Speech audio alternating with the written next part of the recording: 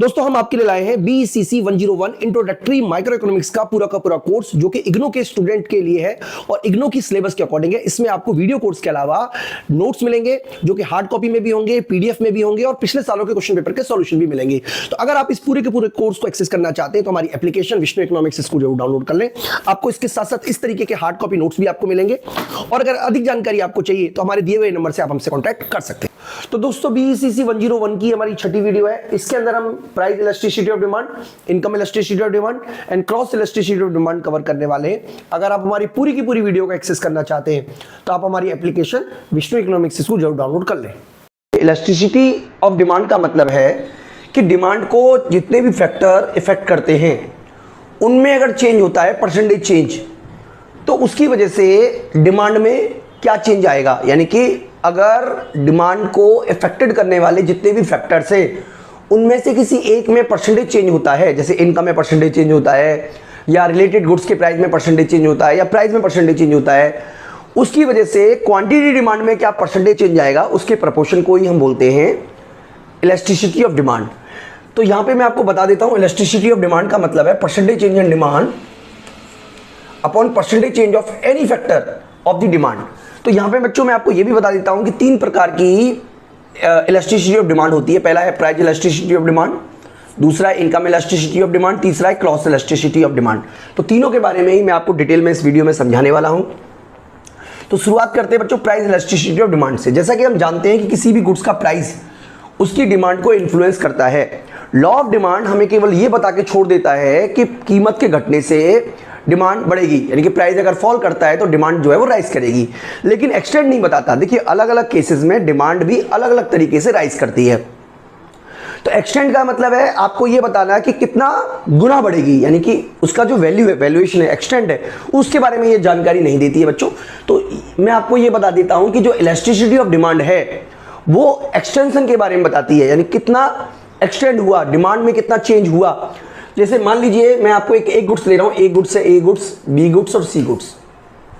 अब तीनों ही गुड्स के जो प्राइस है, मान लीजिए उस प्राइस में 10% का फॉल होता है, लेकिन हर केस में जो क्वांटिटी है वो राइज तो करेगी, लेकिन ऐसा जरूरी नहीं है। हो सकता है ये लग्जरी गुड्स हो, इसकी डिमांड 30% राइज कर जाए, इसकी डिमांड 10% ही राइज करे, इसकी डिमांड 2% ही राइज करे। तो इलास्टिसिटी ऑफ डिमांड जो है, प्राइस इलास्टिसिटी ऑफ डिमांड हमें मैग्नीट्यूड को बताता है कि प्राइस में परसेंटेज चेंज होने से डिमांड में कितना परसेंट चेंज होगा। तो इसका फॉर्मूला है percentage change in demand upon percentage change in price. जब आप इसको सॉल्व करोगे तो आप इस इक्वेशन में भी रख सकते हो। यहाँ पे जो माइनस का साइन लिखा हुआ है, जब हम न्यूमेरिकल सॉल्व करते हैं तो इस माइनस की कोई खास वैल्यू नहीं होती है, बस ये माइनस का साइन नेगेटिव रिलेशन को दिखाने के काम आता है। इसके बीच में नेगेटिव रिलेशन है, negative relation between quantity demand and price. तो प्राइस और क्वांटिटी डिमांड के बीच में नेगेटिव रिलेशन बनाने का काम ही आप कह सकते हो प्राइस इलास्टिसिटी ऑफ डिमांड करता है। आगे हम बच्चों बात करते हैं तो इसके प्रकारों की। तो 5 तरीके के प्रकार है, 5 टाइप्स हैं। आप चाहोगे तो मैं आपको अलग से भी बना के एक पेज में समझा देता हूं। देखिए सबसे पहला है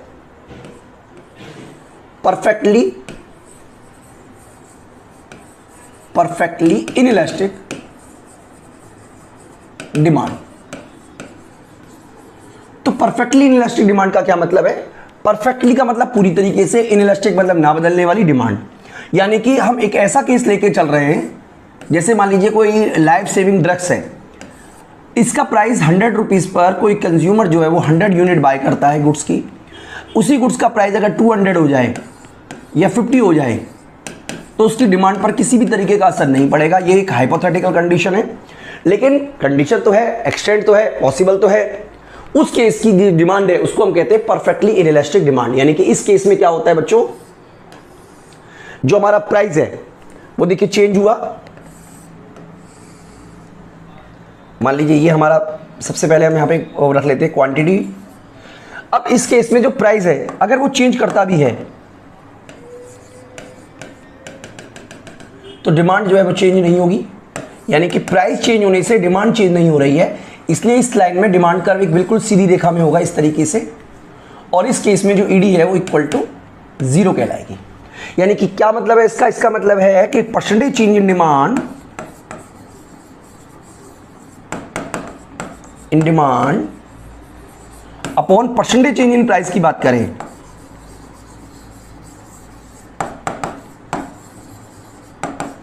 तो आप बच्चों साफ साफ देख पा रहे हो, बिल्कुल साफ साफ कि डिमांड 0% चेंज हुई है और जो प्राइस है मान लीजिए 100% चेंज हुआ है, आंसर जो आएगा वो 0 ही आएगा, इसीलिए इसको 0 से डिनोट करते हैं।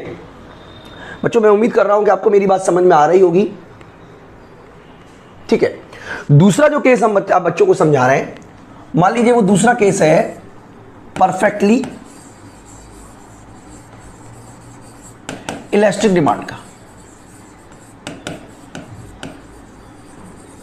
बच्चों परफेक्टली इलास्टिक डिमांड तब कहलाती है जब प्राइस में चेंज होने से जो क्वांटिटी डिमांड है, सॉरी प्राइस में बिना किसी चेंज के भी क्वांटिटी डिमांड चेंज हो जाती है। यानी कि अगर हम मान लेते हैं कि प्राइस जो है वो मान लीजिए 100 रुपीज़ पे क्वांटिटी 100 है, अगर हम प्राइस को 100 ही मान लें लेकिन क्वांटिटी बढ़कर 200 हो जाए या प्राइस 100 पे ही क्वांटिटी 50 हो जाए, यानी कि प्राइस में बहुत ही स्लाइट चेंज होने से या चेंज ना भी होने से अगर क्वांटिटी डिमांड चेंज हो रही है तो इस केस में जो ग्राफ बनेगा बच्चों इस तरीके से बनेगा, इस तरीके का डिमांड। यानी कि ये क्या बता रहा है, ये बता रहा है कि हमारा जो प्राइस है वो कांस्टेंट है लेकिन जो क्वांटिटी डिमांड है आप देख पा रहे होंगे बेटा वो बढ़ गई और घट गई। ओके बच्चों, तो ये सिंपल सी बात है, बहुत ही सिंपल तरीके से हमने यहाँ पे यही दोनों बातों को समझा रखा है। अच्छा ये तो चेंज पॉइंट चेंज है, कोई बात नहीं, लेकिन बेसिकली परफेक्टली इनइलास्टिक डिमांड हमने आपको बता दिया कि प्राइस चेंज होने पर भी जो डिमांड है वो चेंज नहीं होगी। तो इस तरीके से आप इसको बना सकते हो बच्चों। तीसरा पॉइंट हम ले लेते हैं, तीसरा पॉइंट हम मान लेते हैं more than unitary elastic demand.